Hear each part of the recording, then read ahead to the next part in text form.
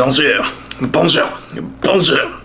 Jean-Claude Embelger. We are talking about the new Omega Seamaster celebrating the 2024 Paris Olympic Games. The watch is not something I expected. There's some things I like, some things I don't like. We're gonna go over all the specs today because this is what's buzzing around Instagram. So welcome to another installment of T3 Off the Cuff. It is 1:29 p.m. Let's get down to business. So for those of you who don't know, Omega has been the official timekeeper for the Olympic Games for like 90 years or so, and I'm not exaggerating. It's like literally for the last 90 years they've been the official timekeepers. In fact, when we look at the quartz crisis, Omega actually had this really cool chrono quartz Seamaster that was a analog / digital watch that they released as a timekeeping device for the Olympic Games. And when we look at the quartz crisis, guys, just as a little aside, Omega just killed it, right? They had a bunch of very cool kind of retro futuristic watches that they released. I mean, it was futuristic at the time, but now looking back, it's like definite retro futurism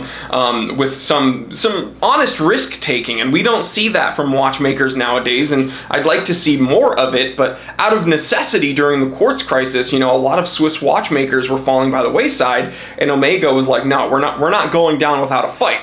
So they released a bunch of these kind of crazy wonky watches that I think are incredibly desirable, and this chrono quartz Seamaster is one of them. And there's just a slew of these Omega analog / digital watches that they've kind of toyed with throughout that era. But today we're going to be talking about a Seamaster 300, and there's some subtle nods to the 2024 Paris Olympic Games. Now, when we look at this watch, I'm not sure it screams Paris. Nothing about this screams Paris to me. But, you know, I'm not Parisian. I'm just a dirty, ignorant American wearing some savage tactician. Them boys with the green eyes, woo! Get them, baby! But this is pretty much a standard Omega 300 diver. When we look at the specs, shout out to Monochrome Watches for supplying the information. 42 millimeter case diameter, 13.7 millimeters thick, 50 meter lug to lug, brushed with polished accents on the case. We're going to talk about the case back, of course, because that's, I think, what most people are excited about. I don't know. White ceramic dial, so that's very cool. The dial is ceramic with laser engraved wave pattern. We've seen that pattern before with some of these Omega Seamasters. 18 karat moonshine gold hands and markers.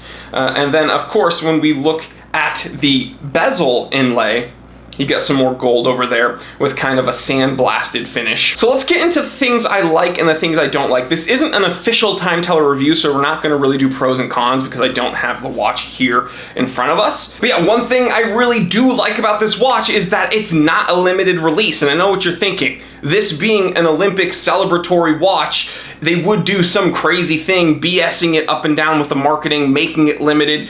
It's not. They're releasing it apparently at regular numbers with $8,700 USD price tag. That seems kind of reasonable in my assessment. I feel like for, again, a watch celebrating a specific Olympic Games, they could totally inflate that price, but keeping it under 10 grand, I appreciate that. Now here's the catch. You're not going to be able to find this in the US. You're not going to be able to find this in Asia. You're only going to be able to find it at one of the 7 Paris boutiques. Only available now in the Paris-based boutiques of the brand, 7 in total. So it's not even France-wide. It's only Paris-wide. This does have the helium escape valve. You flip it over, you see a nice engraving with a sandblasted backing with a gold emblem of the Olympic torch, and then you see Paris 2024 with that kind of interesting font celebrating, you know, like I guess like old school Greek, and you see that carried over to the date wheel, which is very, very cool. I'm about to sneeze. Some interesting info. They're also coming out with a 2024 Paris Olympic Games set of NATO straps. So if you want to spend like $500 on a native strap, you can go ahead and buy it from Omega, but I don't know if I'd recommend that. All in all, for this, special availability, not limited, just a special, I do appreciate that they kind of kept it down to earth, keeping it under 10K and releasing it at non-limited numbers. So good job, Omega. I think it's a pretty watch. It's not my favorite Omega Seamaster for sure, but they didn't botch it. It's kind of your standard Omega Seamaster with a white ceramic dial and some, beautiful wave pattern that we've seen before, some gold inlays. It's elegant, it's nice, it's pretty, and it's celebrating the Olympics. So there you go. All right, guys, another off-the-cuff segment in the books. I will catch you on the next one. Stay happy, stay healthy, stay blessed. I'm Jory Goodman, the Time Teller, and always remember, I didn't invent time. I just tell it.